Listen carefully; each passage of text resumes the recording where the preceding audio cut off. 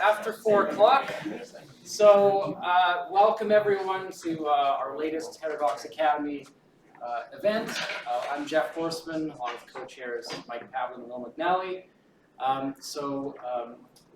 We're very delighted to have a speaker here. And this particular event is actually sponsored by Voices for Liberty, which is run out of the George Mason Antonin Scalia Law School. They have some shop set up there to really promote free speech. And I think the purpose of this is really to promote free speech as a way to advance civil rights. That's my understanding. So anyway, I just want to welcome everyone, and I'm going to ask Will McNally to come in and introduce our speaker.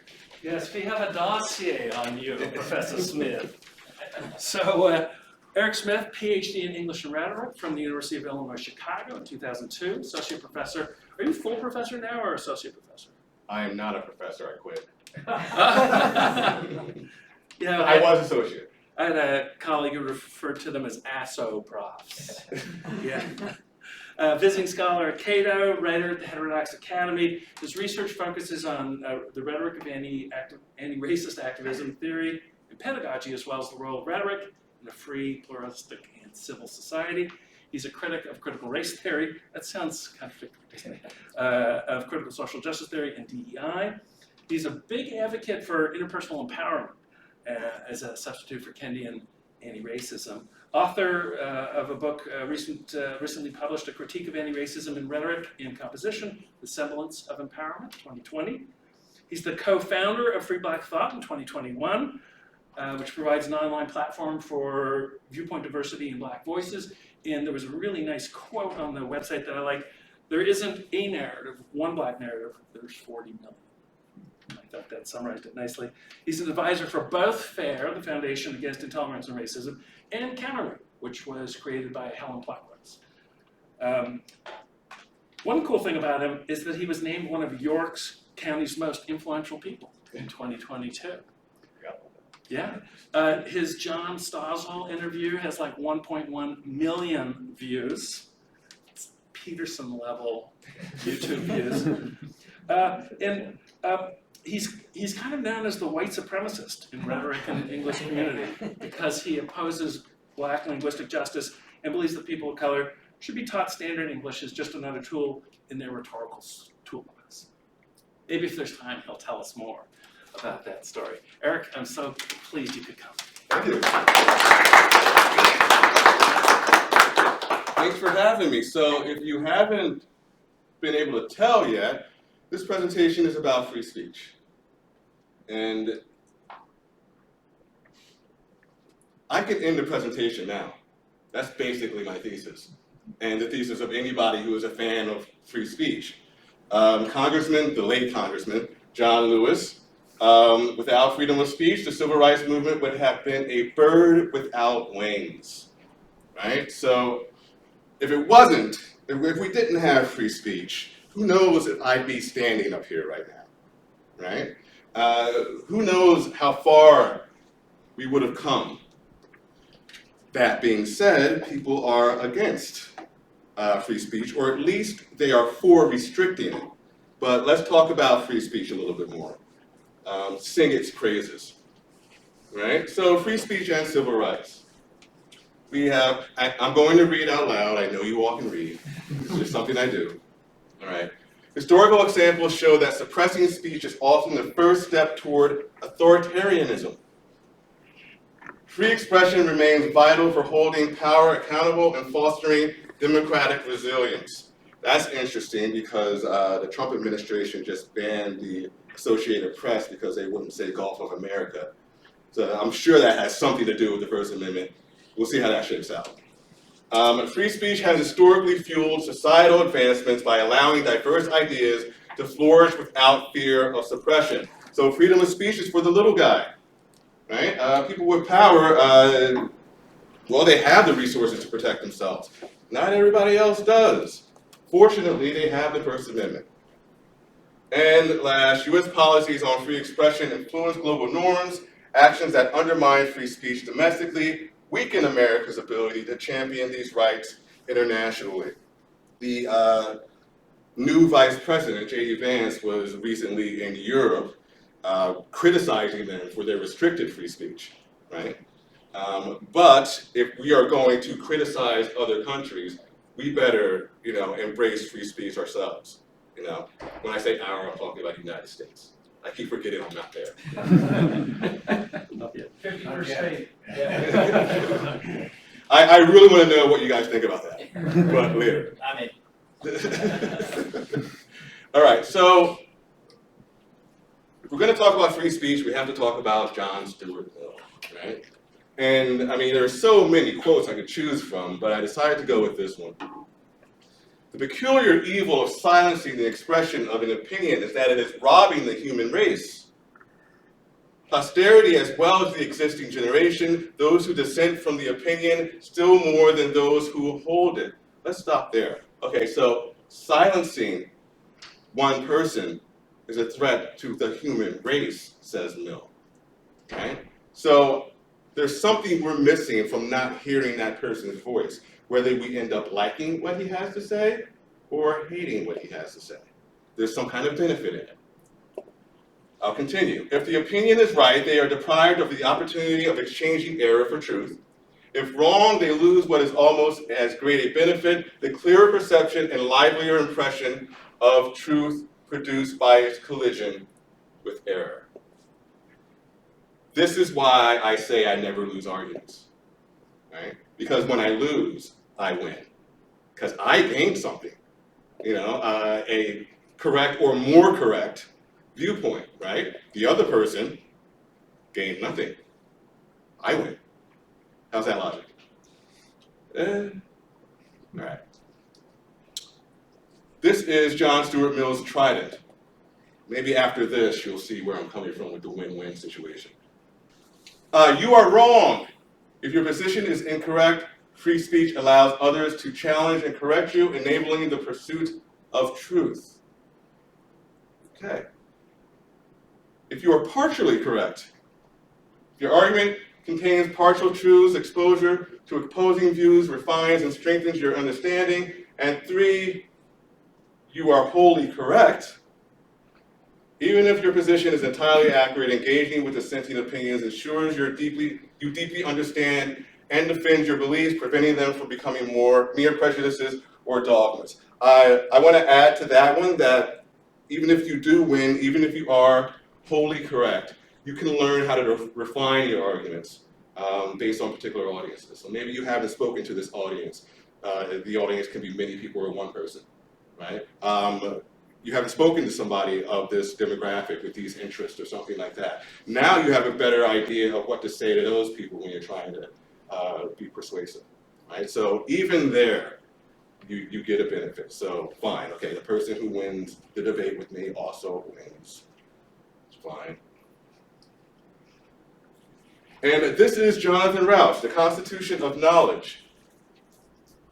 These are the 2 rules that we have to follow if we're going to have productive civil discourse. So we have John Stuart Mill's ideas, John Stuart Mill's trident, as articulated by Greg Lukianoff, and we have Rauch's 2 rules. The fallibilist rule: no one gets the final say.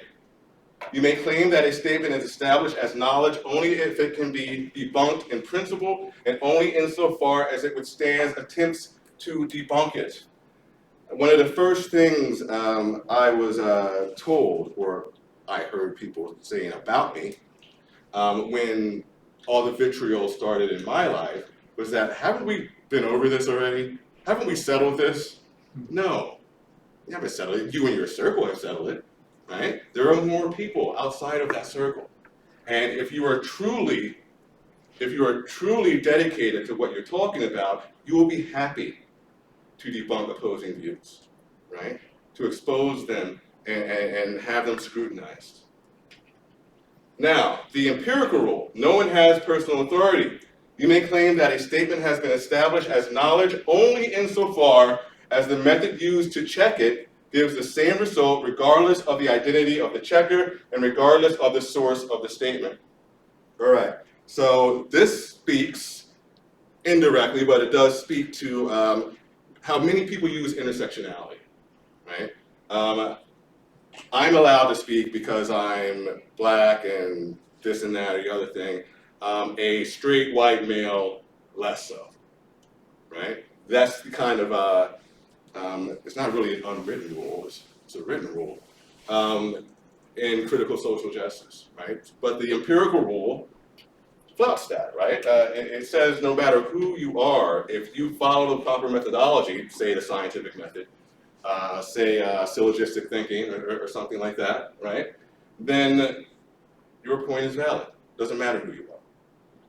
So this is the end of me singing the praises of free speech. And I mean, I could also end here if that's all I was going to do, but I'm not going to do that. I'm going to do a lot more. And I'm going to talk about why people want to restrict freedom of speech. And in thinking about why people want to restrict it, I've come up with two main ideas. And I'm using Kenneth Burke's concepts of comic and tragic frames to do so. Through the comic frame, what I think, those most opposed to free speech just aren't very good at it. What do I mean by that? Well, maybe they don't have the necessary rhetorical skills. Maybe they don't know how to refute somebody's logical fallacies. Maybe they don't know how to detect a logical fallacy, right? People aren't afraid of arguments, they're afraid of losing arguments. So they may be less likely to embrace the opportunity to enter into an argument, right? So, this is the salient term in this presentation, defensive confidence. So, well, actually, I'll just read it. Defensive confidence entails people's perceptions that they can defend their attitudes against contradictory information coming from the environment and lies at the heart of one's resolution of the conflict between new information that challenges and new information that supports one's attitude.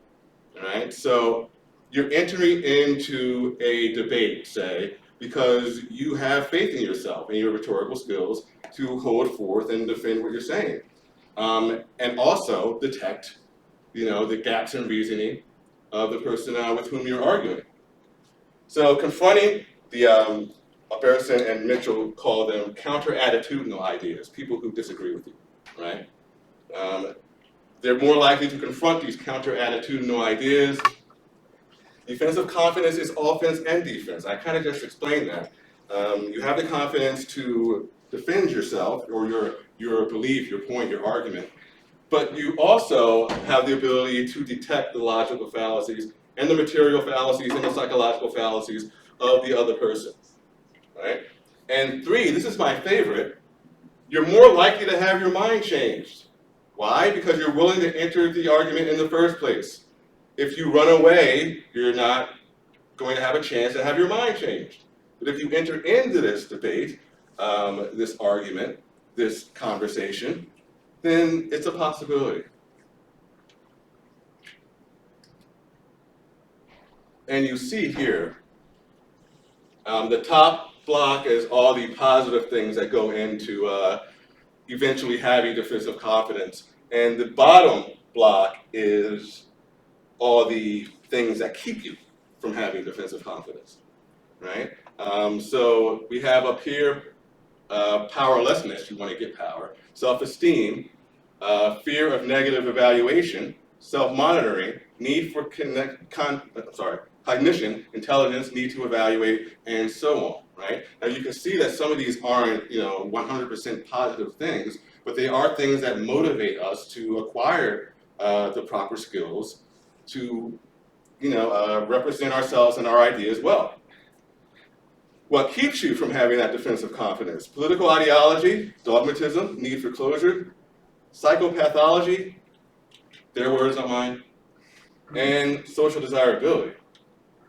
So defensive confidence results in expectations of attitude, confidence, effective current arguing to approach an approach to counter attitudinal information, and possibly an attitude change. Right? So it's interesting that I'm saying that people who lack defensive confidence are more likely to restrict free speech, because the same people who did this, Alberson and Mitchell, their studies show that non-white people have more defensive confidence. A little bit more, but more. I was very surprised to see that, given the current climate in, I'll say, North America, right? But now, I want to show you what a lack of defensive confidence looks like. It doesn't look like me. That's not. This is me testifying before Congress about the detriments of DEI in higher education. And what I'm saying here is that there is a distinction between DEI, diversity, equity, and inclusion, as those words are typically understood, and DEI undergirded by critical social justice, right? Which is something a little different, something that abides by a narrative of persistent oppressor versus oppressed, right? Among various other things. So I gave this talk, and I have panelists there next to me. The person immediately to my left was defending DEI, right? Doing what I think is a kind of Mott and Bailey. He wasn't acknowledging the critical social justice aspect of all of this. He was talking about diversity, equity, and inclusion as they're rendered in the dictionary, right? Trickster.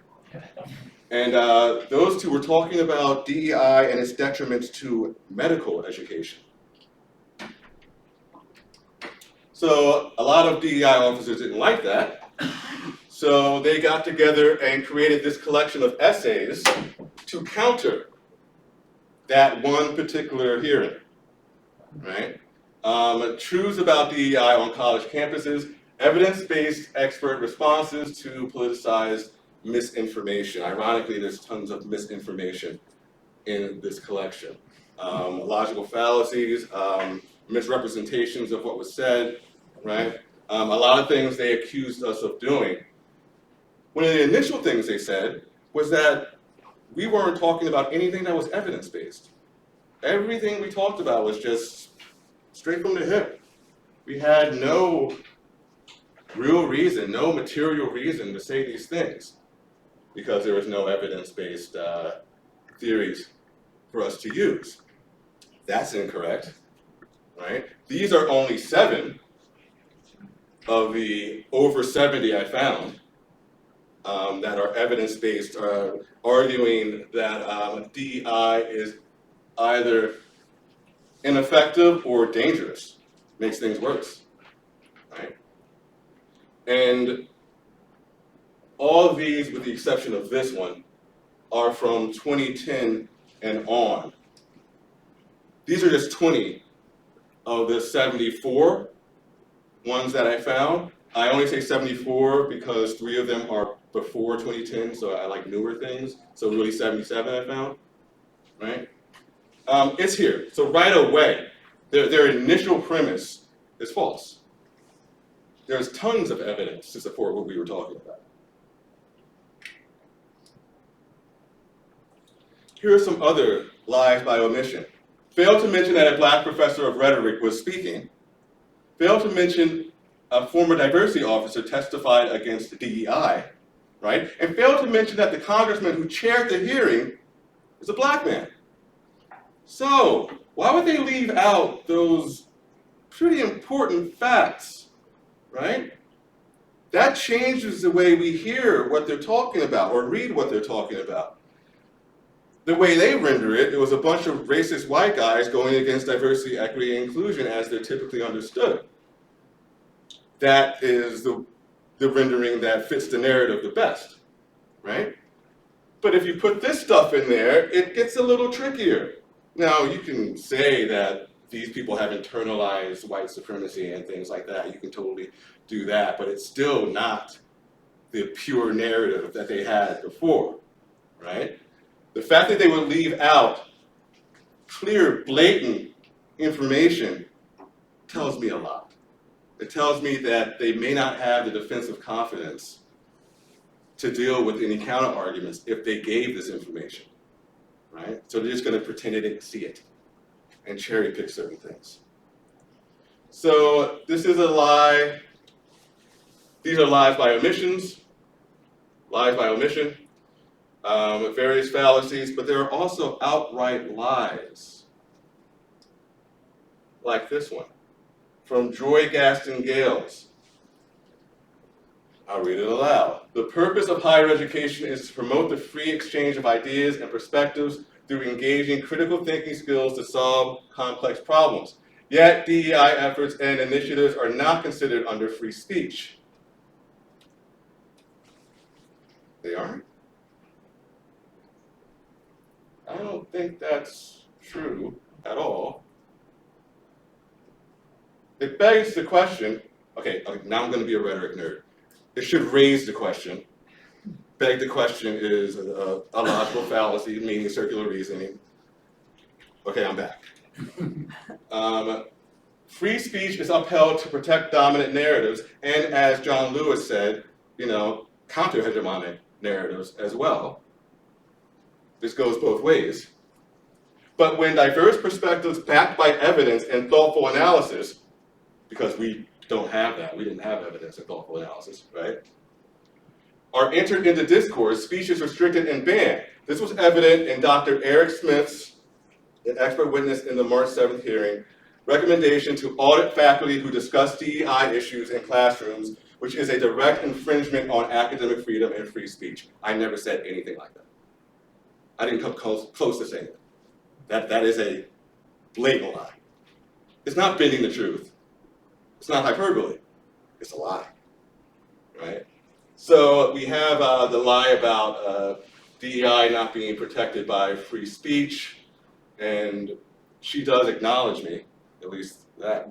Her and two other people do actually acknowledge me, but they don't say anything about me. They just say I was there, right? They don't say what I said, how I said it, the supplemental statements I had later on in the hearing, none of that, right? But they do lie about me. Somebody with defensive confidence doesn't do this. Somebody with defensive confidence puts all the information out there and says, hey, if I can't defend this, I have to alter my ideas, period. One of the studies found that non-whites had higher levels of defensive confidence. I didn't include the table, sorry. After conducting additional analyses, we believe that this effect was due to higher levels of defensive confidence among African Americans. And we are planning to further investigate this finding. So that's interesting, and I hope they do further investigate that finding, for sure. But if this is the case, if more Black people have defensive confidence, then I have to believe that that group of academics that I just showed you, the people who created that collection of essays, also know what they're talking about, right? They can at least argue their ideas. How'd they get so far if they can't do that? That question leads me to the tragic frame. We've been looking through the comic frame, which is all about noticing human fallibility and our tendency to make mistakes and believe misinformation and things like that, right? They weren't evil, they were mistaken, right? The tragic frame is very different.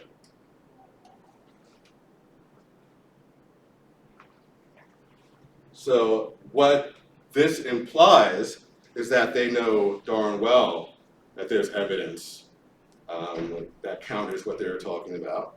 They know very well that they are misrepresenting what the panelists said. They don't care. The point is to perpetuate the narrative. God save the narrative. And I show Maslow's hierarchy of needs here because I want to point out that the narrative is focused on the lack of safety needs and love and belonging. Whatever they say, whatever they argue, I'm talking about the collection of essays in particular, but you can talk about it a little more generally. What they argue has to match this idea that safety needs and love and belonging are not there, right? And if they acknowledge my presence and the presence of Congressman Burgess Owens, black men who are against this because it's inherently and egregiously illiberal, right? This falls apart.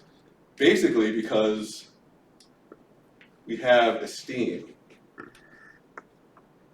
Let's talk about this. I like to think I am part of that list. Fair-minded critical thinking. It's not about what I want. It's not about my vested interest. It's about what I uncover through, rigorous methodology, right? But then you have sophistic critical thinking, and named after the sophists who did battle with Socrates and Plato. I think they get a bad rap, but the point is they were accused of being dishonest. Not by telling lies, but by bending the truth a little bit, right? Playing with people's emotions and things like that. And having interests other than the truth, or other than finding a way to move forward. Thinking which meets epistemological demands, insofar as they square with vested interests. Okay, so those authors can meet epistemological demands until they hit the wall, and that wall says your narrative is flawed. Then they stop and pretend they didn't hit that wall. Skilled thinking that is heedless of assumptions, relevance, reasons, evidence, insofar as it is in the vested interest of the speaker, and skilled thinking that is motivated by vested interest, egocentrism, or ethnocentrism rather than by objective reasonability. Right? This comes from Richard Paul's work on critical thinking. Right? So we would like to think, as academics, we at least try to abide by the fair-minded list. But we have here a strategic use of the sophistic list because the narrative is the most important part. This is why I show this again. Now notice they're focusing on this and this. That's too hard to pull off. You can't steal people's food and stuff and make them listen to you. But when you find people of color with esteem and self-actualization, that also goes against the narrative, which is probably why they didn't mention me or Representative Owens, our skin color, our take on DEI, right? And the fact that we are proud classical liberals, right? Or at least we believe in a lot of those principles. In order to make sure that the people who are lacking safety and love and belonging don't become esteemed and self-actualized, you got to demonize the things that will help them do that. Which is why we have this infographic that was on the National African American History Museum. Rugged individualism. Well, individual is a primary unit, self-reliance, independence, and autonomy, highly valued. That's individualism. That's apparently a white way of knowing. So expecting the person of color to have this idea is inherently racist in itself. Right? That's the idea of this. Some of this makes sense. Family structure, the whole 2.3 kids and the white picket fence and the dog and things like that, sure. But I know many people of various colors who don't abide by this. They have grandma living with them, right? Or nieces and nephews. It's pretty normal. This saddens me. And this may remind you of the fair-minded versus sophistic critical thinking slide. Emphasis on scientific method, objective, rational, linear thinking, cause and effect relationships, quantitative emphasis. So this gave birth to the idea of epistemic violence, or epistemic injustice, right? Saying that your methodology isn't as good as our methodology, right? And that can be a fair critique, but not all the time. I'm not going to equate rigorous scientific method with a tarot reading. I'm not going to do that, or astrology, or something like that. I was told last night by academics I trust that there is a dissertation out there arguing that Max Weber came to his conclusions because he's a Taurus. That's a dissertation. Other things that I didn't include here are punctuality, delayed gratification. These things are white ways of knowing. So you can't expect me to be on time. So where do we go from here? I try not to be the doom and gloom person. I also want to give some, positivity for the future.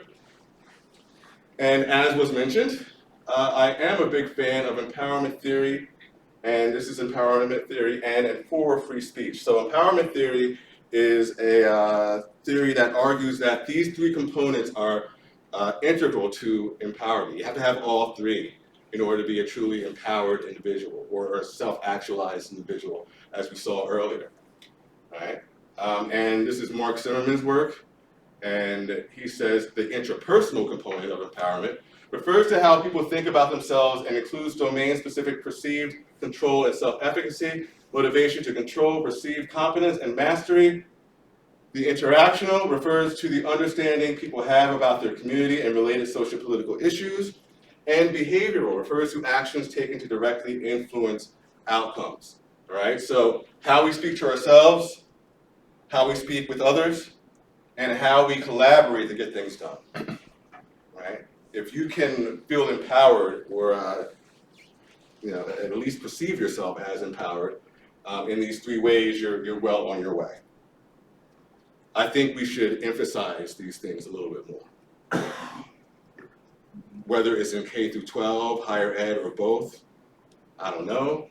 But I think this is the kind of thing we need to talk about. This fits nicely into rhetorical theory.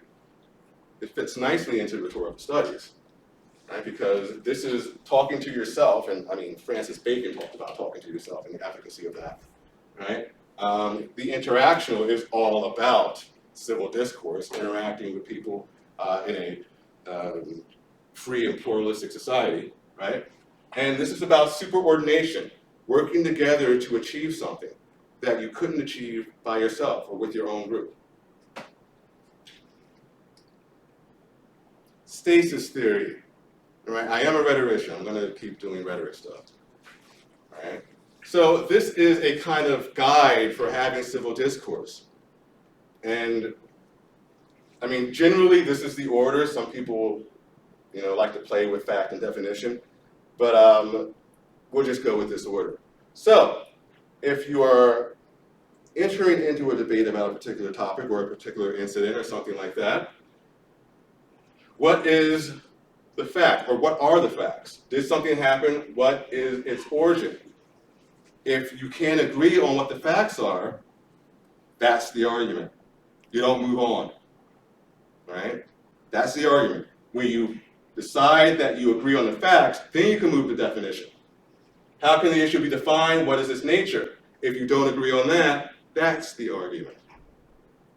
And you have that argument until you come to common ground. Then quality, how serious is it? Is it right or wrong, right? This is probably the one that we miss the most when it comes to the American culture war anyway. Quality, how serious is it? Is it right or is it wrong? How big of a deal is this, right? And last but not least, policy. What action should be taken? What are the solutions? So if you get here, congratulations, because it was probably a trek, right? A arduous chore to get through fact, definition, and quality. But hopefully you can do that and get to policy. And active listening. This is an infographic from Urban Rural Action, which is a grassroots organization. And they talk about the ABCs of active listening. So A, ask to understand their perspective. And this goes out of order. C comes next, not B, but whatever. A, ask to understand their perspective. Check understanding of their perspective. What does that mean? That means after they talk, you say something like, okay, so what I hear you saying is this, that, and the other thing. And if the person says no, they explain it again, and you listen, and you do that again. Okay, what I hear you saying now is this, that, and the other thing. When the person says, yes, you have it now, that's when you talk. Until then, you do not talk, right? That is active listening. And hopefully, the person does the same for you. Keeps checking their understanding until they get it right. Sure, does this make conversation longer? Certainly. But I think it's worth it, depending on the topic. You know? I mean, if you're arguing about Reese's Peanut Butter Cups being better than Reese's Pieces, then I don't think you need this. You know? I mean, you can use it if you want. And now my personal contributions. I am a co-founder and president of an organization called Free Black Thought, which tries to showcase viewpoint diversity within the Black American population, right? So we have a compendium of authors, philosophers, artists, poets, things like that, who you may not hear about in the mainstream media. We have a podcast. We have a couple podcasts, actually. We have a journal. We have a list of heterodox voices that have published with us or that have done something with us in some way. And we have partnerships with other organizations. For example, Free Black Thought and the Institute for Liberal Values are collaborating right now to create K-12 curriculum, right? To counter things like BLM in schools, right? And we're not saying get rid of BLM in schools, we're saying let's balance this out a little bit. And this one is more directly tied to rhetoric. Mutual persuasion. This was inspired by a line in Jonathan Rauch's work and was suggested by Jonathan Haidt. This is a project that tries to champion civil discourse, right? And in doing that, it doesn't just model civil discourse, it provides readings and resources, a glossary, and a Substack of its own. Now this is just getting off, the ground here, so there's not as much up there as I would like, but we're getting there. So what am I trying to say here? To put freedom of speech to its best use, acquire defensive confidence in argumentation, which entails rhetorical skill, empowerment, stasis theory, active listening, lest we spiral downward into sophistry. And that's actually perfect because I'm done. That's my lead-off music. Yeah, I gotta go. Thank you very much. Any questions?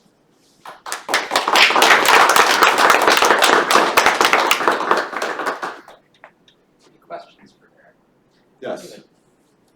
This is of a personal nature, but I was really intrigued. So you left academia. Was it amicable? Yeah. Okay. Yeah. Your choice? Yeah. They chase you out of town? No. My actual institution of York College of Pennsylvania, they were fine. I mean, there are some people I had issues with, big issues. But for the most part, that place wasn't the problem. The problem was my field, right? The problem was going to a conference, Right. And having to deal with that. And I lost faith and trust in my field. Yes? Can you go back to the slide with the quote from one of the authors of the book about truths? There was a quote in there that so intrigues me. We had the Lindsay Shepherd Affair, then we had a task force for free expression. David was on that. We've got another committee exploring free expression. And the arguments that I heard back in 2018 were free speech for whom and for what purposes. So they're steeped in critical social justice, oppressor oppressed. How do we talk to them? How can we talk to them? Is that just a clash of two narratives that are irreconcilable? Okay, so what I hear you saying is, how do we talk to people who think that free speech is a weapon against them more than a tool for them? I don't know, tell them about the civil rights movement? I don't remind them of that, right? A lot of faith has been lost in that movement because it's seen as too liberal, right? And classical liberal values can hide, structural racism and things like that. So they've lost faith in that. But John Lewis is not the only example. People from the 60s aren't the only example. There are tons of people who have used free speech to fight people using free speech, right? They had the defensive confidence to do so. So that's the best I can come up with. I like the idea, and Mill talks about this too, that there are people listening in, and if this person isn't going to listen, they'll hear the conversation, or not the conversation, but the attempted conversation, right? And get some insight that way. I don't know. But when people don't want to listen, I don't know how to force them to. I can coax them. Yes? When I was in high school 50 years ago, I started debating. Father and I were debating. Do those even exist now in high school, and what kind of form do they have? They do exist. They've gone away substantially, but they're coming back. Some of the debate clubs are, not as open-minded, not as fair-minded. There's certain topics you can't bring up. There are certain people you can't cite, which is not what I'm looking for in a debate. Yeah, because it was back in the 70s, and we had all sorts of tremendous conversations. Yeah. It was a lot of fun. And it models civil discourse, right? It models what this can look like. There are schools that are giving scholarships for the debate club now. And we need more of that, right? But a public debate on a college campus, about a topic that is important to the students, not a topic that's important to the country or the province or something like that. A topic that is important to this campus and these students. Have that publicly. Model civil discourse. Do that a lot. I love that idea. Yes? I really like the idea of the comic and the tragic frames. I've thought about these same sorts of mechanisms using different terminologies in psychology. But part of, I think what you're saying is that one reason is that there's just this lack of skill, and so if you don't have the skill to debate your arguments, then it's often really tempting just to shut down the argument. Yeah. I've heard that from students quite frequently. In fact, students who are pretty open to the notion of free speech, but they're like, but I just don't know how to fight this point. I don't know, and so it's just really tempting to shut it down because I think they're wrong, but I don't know how to fight it, right? And so then, as a prof, I think, well, then we're failing our students because we should be giving them the skills and the tools to have those fights. Yes. And the second part, so the tragic frame, I'm thinking about this in terms of like sophistry kind of notion. So in social psych, we would talk about motivated reasoning. And one thing we know is that people who are actually like the most skilled, the most educated, the most intelligent are often best at lying to themselves and creating these rhetorical fortresses that allow them to kind of get their way, right? And so this is another thing that happens in the free speech debate that I think we may also be, it's another disservice to our students if we're saying, well, there's also all kinds of reasons why you should shut down speech, and there are reasons that are good and just, right? And so I'm trying to think through, like as an educator, what do we do to try to shift the culture on those things to make it clear that these are all really consistent with your good goals of social justice. Well, that's a big question.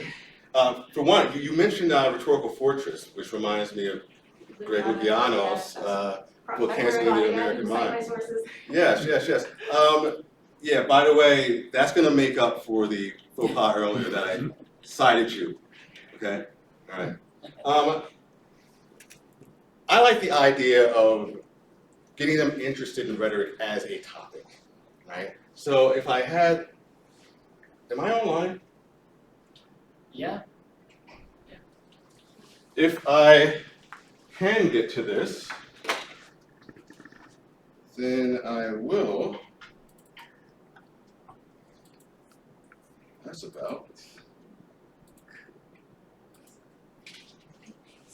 Please wait while Windows updates.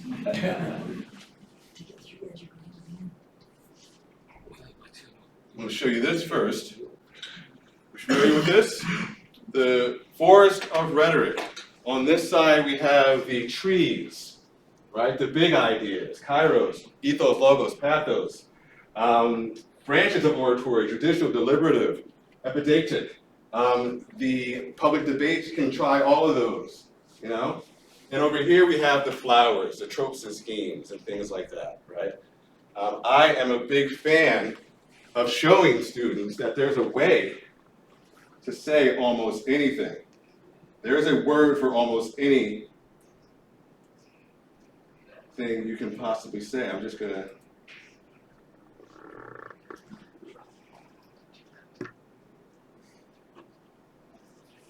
Okay, so like there aren't words to describe how upset I am about the culture war.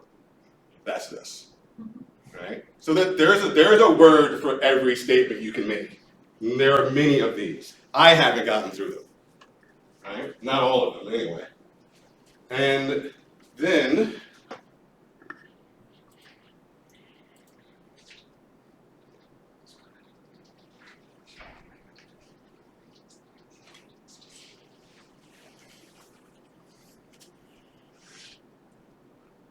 it's taking a second.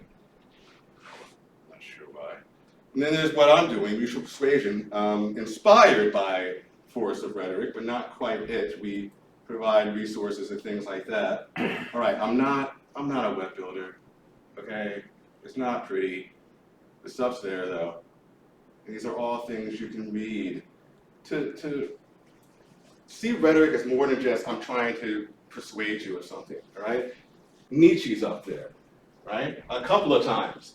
Charles Peirce, the pragmatist, right? James Berlin, Kenneth Berg, who I cited today, right? Felipe Quinte Asante. All these people have very interesting takes on things, just to make people realize that this is a very interesting topic. It's more than just arguing your point. And obviously there is a Substack that includes, and welcome, well that's Jonathan Rausch and I having a conversation about civil discourse. This is a new series from the Cato Institute. We only have 2 episodes left. I mean, 2 episodes up, rather. But we are trying to do more all the time. These resources can at least show them, okay, this is interesting enough to dive into. Now, once they dive into it, how do you stop them from motivated reasoning, confirmation bias, and things like that? I don't know. Practice. Just those little things that Yeah. you can grab onto and go, oh yeah, right? I love, on this page, I just want to give it a specific call out. The diverging definitions thing you've got about Yeah. talking past each other. Anybody that sees that, it's like, oh, yeah, that's what we're doing all the time. All That's the what we're time. doing, right? So even just starting with, okay, well, what do you mean when you say equity? What do you mean when you say diversity? Those sorts of things I think can be really great starting points and great teaching tools. It's happening now. This is a great time to do it because the people see the executive orders coming from President Trump, and they see somebody going against diversity, equity, and inclusion, right? Not the underlying critical social justice that's the real problem, right? So that is an issue of definition right there. And nobody listens to me when I tell them what's going on, you know? those EOs aren't written well for the most part, so there is some ambiguity there that's problematic if it's not completely unconstitutional, right? But the difference between DEI and I'll call it CSJ DEI is profound and needs to be discussed. Yes? Just listening, I think the reason Dave kicked off by asking you about your backstory is because there's quite a few people in here who, have had or are getting pushed back, even to the point of being sort of chased out of academia, more or less. And so I was quite interested that you left voluntarily, but you're recognizing a problem with the discipline, and that's certainly something that I'm a sociologist by training, and I do environmental stuff. But if I go to a conference now, I'm in danger of being shouted down. I've sort of given up. So I recognise where you're coming from. But but as you're going through this kind of, a lot of this is new to me. One thing which strikes me is that when students are arguing, and maybe Anne will chip on this, when we're arguing, we become very involved, and you're thinking kind of me, and there's this sociologist I like called Norbert Elias, and he has this sort of historical account of the involvement and detachment, and science is all about developing detached models, but anyone who knows scientists knows that they're very passionate, so they have to keep their passion for the process of science and their involvement, he calls it secondary, whilst the models remaining detached. And when a scientist fails and starts becoming passionate to the extent of forging their results, then they're kind of slipping up. So I was thinking, just as a pedagogical thing, that you standing aside and drawing attention to the rhetorical structure of an argument is a sort of very good way to get them to stand outside the argument, to look at it from without and say,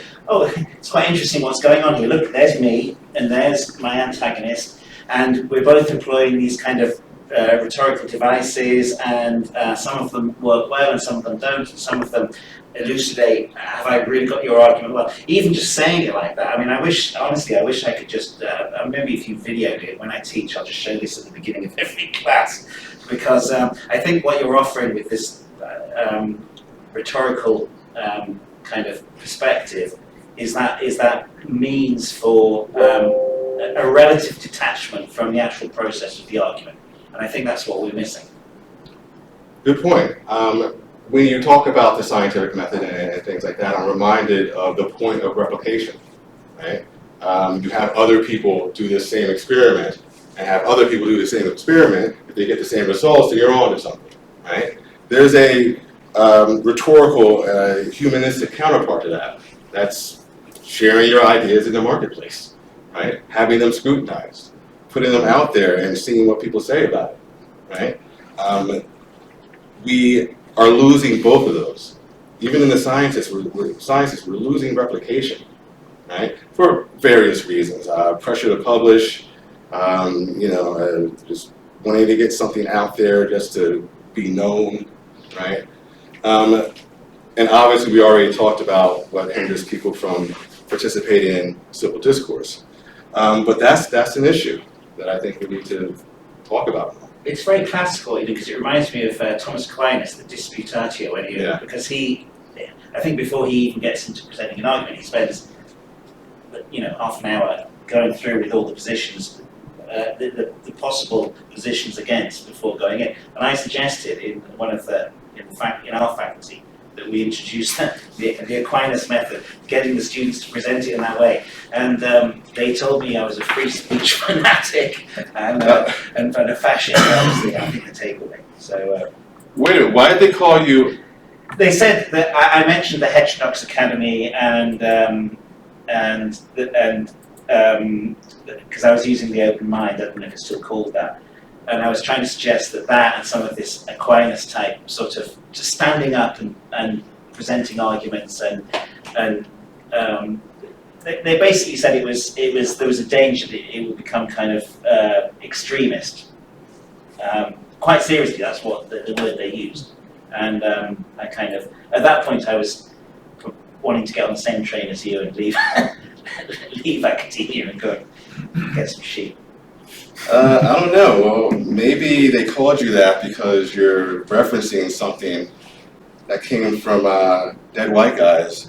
Yeah, Aquinas. 2500, not Aquinas, yes, but I mean, it goes farther back. This is expeditio, right?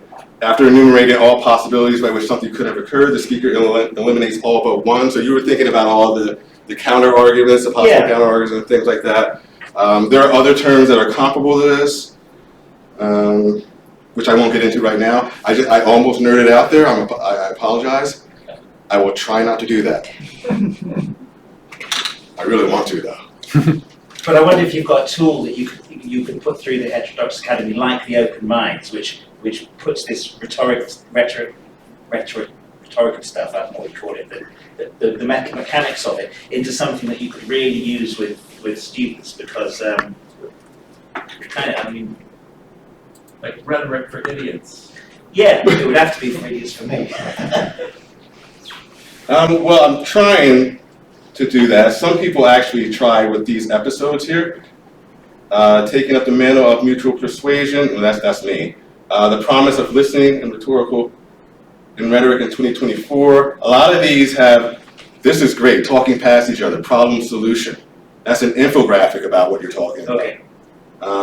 Followed by debating student loan forgiveness, which is actually modeling debate about student loan forgiveness.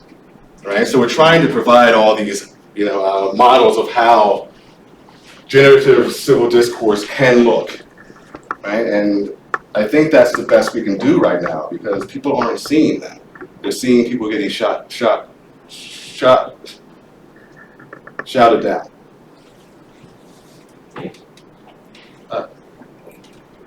was just going to follow up really quickly. I think the Constructive Dialogue Institute modules do, although it's mostly social psych, I think that's a really interesting thought, that you could do a version that is rhetoric based. Because I don't, this is all new to me, I'm a social psychologist. So I would love, when I get nervous when you talk about having a skill, because I feel like young people or formerly uneducated people say, then I'm out, because I can't do that fancy thing you're doing. Maybe 2.0 of the Constructive Dialogue, they're now called CDI, could be rhetoric based. I've used it as it is in rhetoric courses. So you probably are adding a lot to it with your. I did take the software and create my own, but I'm not surprised. Oh, great. Thank you. What's your hand up? So I do like your concept of defensive. Confidence. Yes. Sorry, no, it's defensive. Confidence. Confidence. Yes. I actually think I do have a lot of this myself, which makes it easy for me to go into open discussions with my students, with my kids, it's important to be open-minded when you're seeking truth and when you have these conversations with your students in the classroom environment. However, that is where this concept really is the strongest, and you can distinguish between, I think, a better and a not so strong prof, well, depending on the confidence that the prof shows, whether the prof is open to having open debates or not. It's different, however, in the political sphere, where, as we know, power is at play. So I am not a fan of complete freedom of speech. That's something where Steve and I would happily disagree. The question is, I'm struggling with a definition of how freedom of speech should be regulated and where freedom of speech should be granted. Fact is that some people have so much more power to amplify their voice. When I think of someone like Elon Musk or Donald Trump, they can amplify their thoughts no matter how senseless they are, and these thoughts can cause a lot of harm, and harm is done. So the question is, and you have not addressed this problem, what would be the limits of freedom of speech? You have concentrated on the concept of defensive confidence, which I think is very important in a classroom where we as instructors try to have a safe space. I don't like this term normally, and it's probably not very popular in this audience, but in fact, it's always, before this term existed, it was clear for me that I have to offer a free space, a free and safe space for my students to develop their thoughts and to protect their thinking. But it's outside the room that I can control. How should a society like ours in Canada or a US society regulate freedom of speech? Would you argue that there shouldn't be regulation, and would you just have trust in the good arguments, and would you just have trust in good people standing up saying the right thing in the right moment? Or rather not? Even in the United States, freedom of speech isn't 100% free. I mean, the cliche is you can't shout fire in a crowded theater unless there's actually a fire, right? But I mean, that goes to the idea of, you know, if words are going to definitely, from a reasonable mind, right, create violence, create a clear and present danger, right, then that is restricted, right? That's why they went after Trump for January 6th. Because he said things, I guess they concluded for the most part that he didn't really think they were going to, you know, break in and things like that, but that's very close to inciting a riot, which you can't do, right? So it's tricky. The freedom of speech thing is very tricky, but there are restrictions to it. Now, regarding the power thing, this comes up all the time, obviously. And you know, I think that rhetoric, rhetorical skill, defensive confidence is there to make sure we don't end up with Trump and Elon. You know, we failed that, perhaps because we have relinquished civil discourse as a society, perhaps.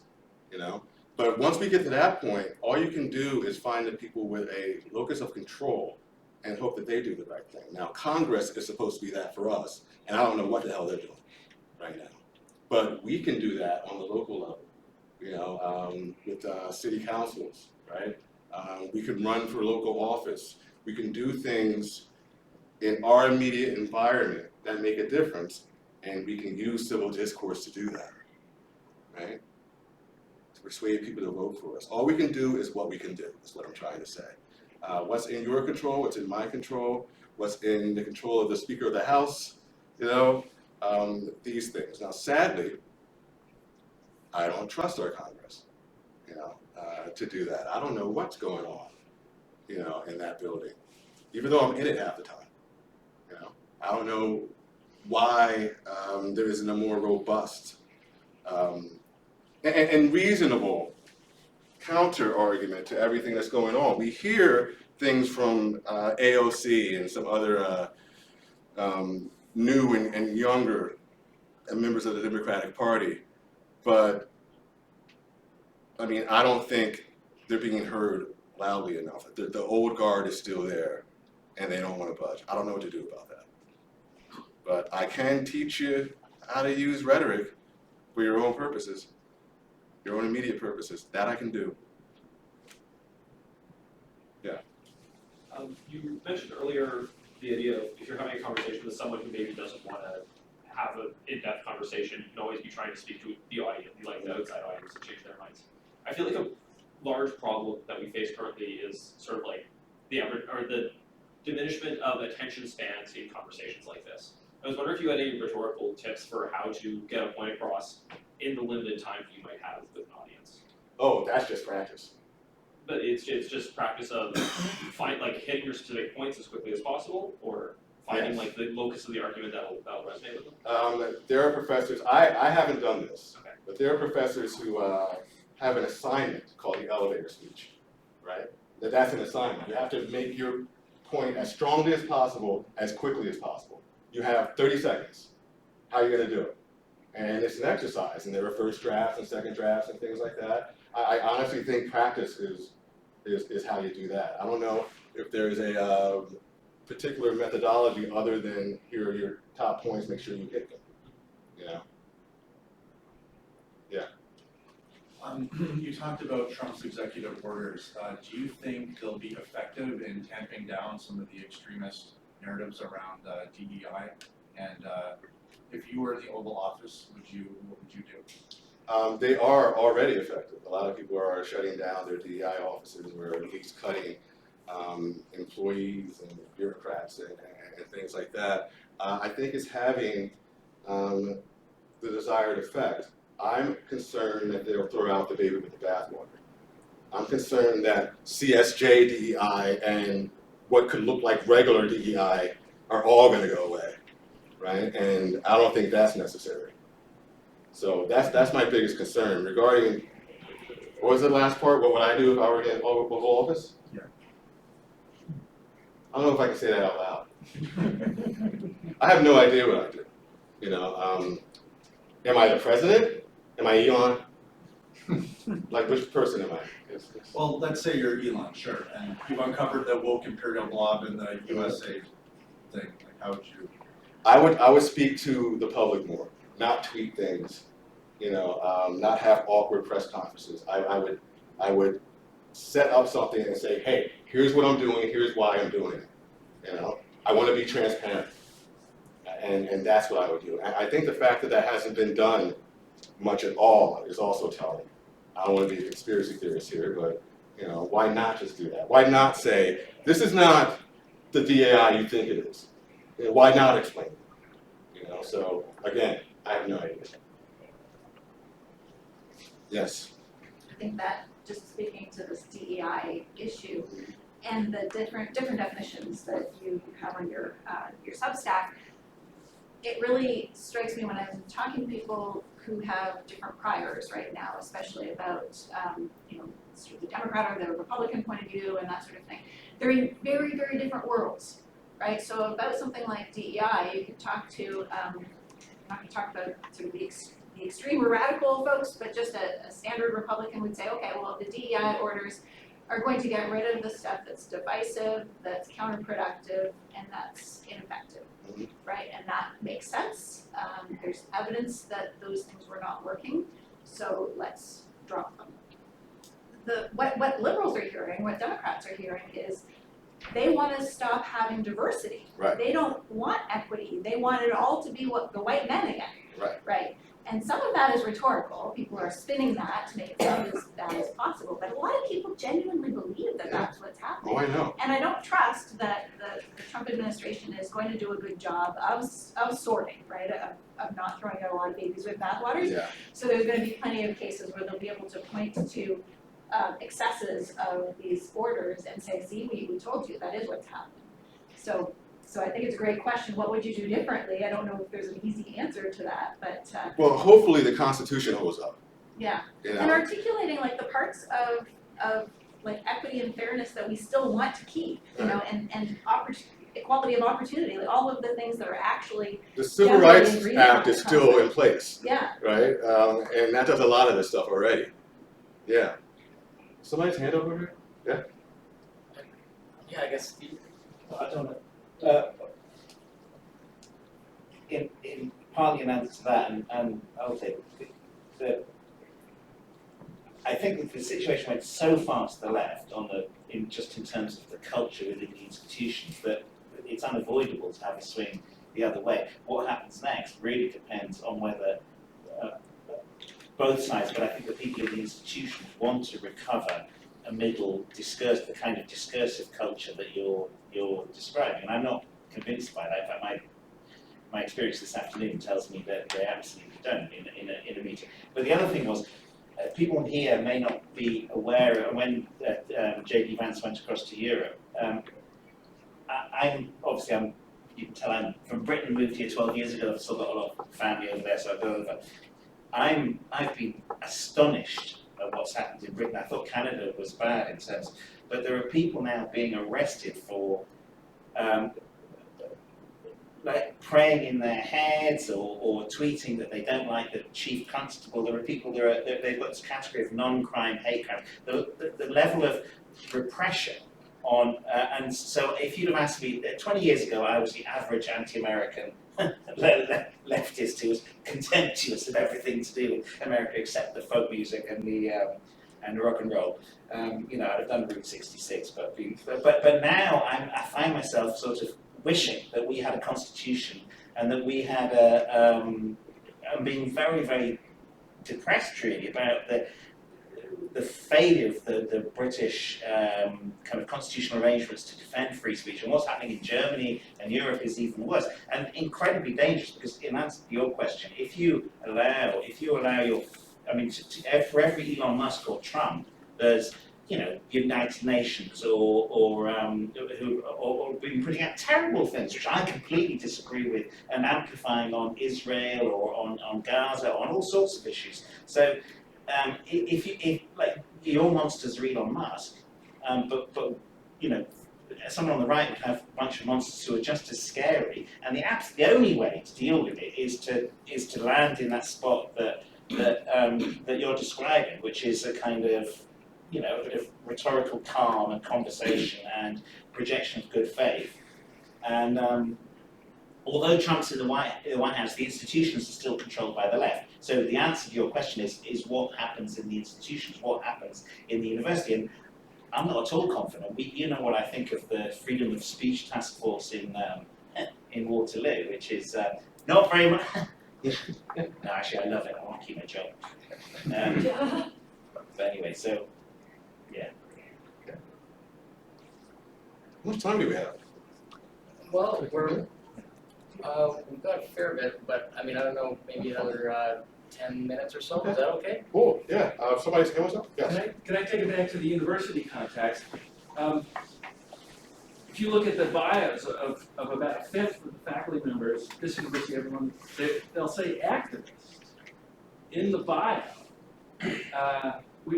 Going back to the text you had on the tragic slide, they want to destroy the institution. We've been having our heterodox campus community talks. We had one on indigenous ways of knowing in October. We tried to have a panel discussion and get a critic and someone sympathetic.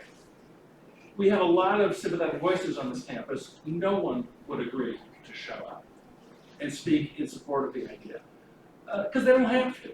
And I'm trying to organize a climate panel for March. I can't get a climate alarmist to speak publicly with a climate denier. I just feel like the university is collapsing into silos that are self-reinforcing echo chambers, people who wholly reject Rausch's falsifiability concept. I don't know if there's any hope for it. And if we can't have civil discourse at the university and engage in the practices that you're talking about, I just don't see any hope for society more broadly. A big reason why I left academia is not because I was giving up on transforming it, because I thought I could do more to transform it outside of academia than inside. It's hard fighting behind enemy lines. But when I have a platform like the Cato Institute and episodes I can do and things like this, the best I can do is get the word out to the best of my ability. And if more of us do that, then perhaps we have a chance. And that chance is based on exposing the world to what's going on here, showing them some of this stuff. I think the true evergreen story from Benjamin Boyce should just be on Netflix, you know, or HBO or whatever, you know. It would be a hit. It would be a hit, and then people can see, oh, right? And maybe they'll hire me to do an intro, you know, and you should pitch that. Yeah. I don't get a subscription to Netflix again. There are like 23 episodes of that. Yeah. You know, I could do like a Twilight Zone thing. I just introduce it, and you know, it's eerie and stuff like that, and then you get into it and see what's going on. Wire to make it. What's that? You can get the Daily Wire to make it, but then the wrong people will be watching it. So, Yeah. Eric, can I follow up on that? Because I think it's interesting when you can't get engagement. Will sent a really interesting essay you wrote. I can't remember what it was about. You talked about degradation, the art of ridicule, or when it becomes useful. Yeah. Can you describe maybe a little bit when you think that becomes a legitimate way to critique, as say an administration that won't engage? I struggled with showing this and talking about this because I didn't want to yet again expose a bunch of people of color mostly, of shoddy work, you know, of dishonesty and things like that. And I was going to preface this part of the talk by saying I take no pleasure in doing any of this. But then I thought, I do. I do.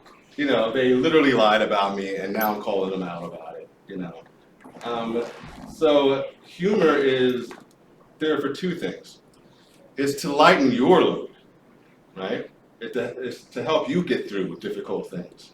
And it's also to show the other person that you're not being intimidated, you know? It deflates their power to some degree if you laugh at what they say and can give a very witty reason why you're laughing, right?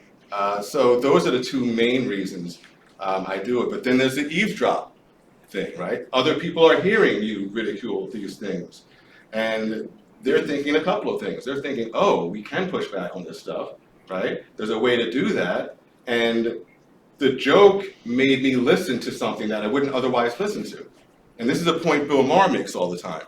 You know, if you state something regularly, people might dismiss it. But if you say it as a punchline to a joke, they're going to be a little more open to it, right?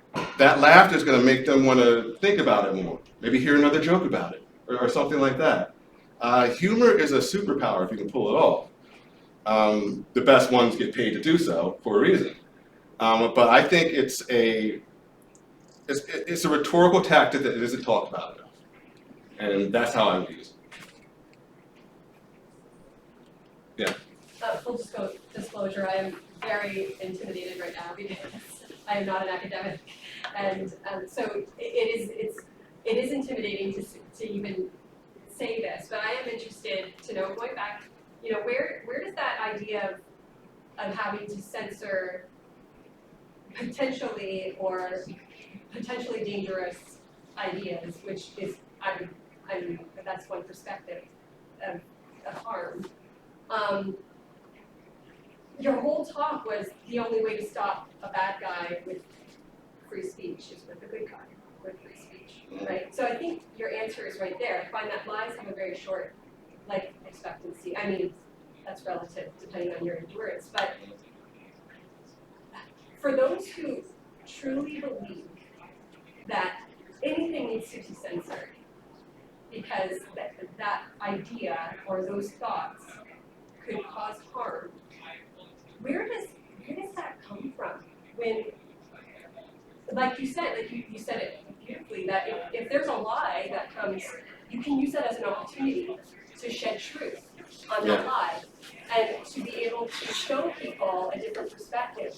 Why do people ever want to shut down speech, even if they don't agree with it, even if they think it's a horrible idea? It is a perfect opportunity to state your wonderful idea, right? Yeah, right. What? Where does that come from? I don't want free speech to go away because I want to use it. Yeah. You know, it's really that simple. Yeah. But where it comes from, well, that depends on whether you're looking at it from a comic frame or a tragic frame. A comic frame may suggest that it's coming from a lack of these things, and perhaps even, and I included this stuff as an appendix, a lack of self-awareness, a lack of social awareness, self-management and relationship management, and the competencies therein. I find it very interesting that adaptability is a competency of rhetoric and emotional intelligence, right? Those are a big part of each one. I have a class midterm in here that starts at 10:30. Okay, so sorry about that. Okay, I guess we gotta wrap up. Yeah, we gotta. So, all right. But, yeah, where does it come from? I don't know, lack of that, or the tragic frame, evil. All right, thank you very much.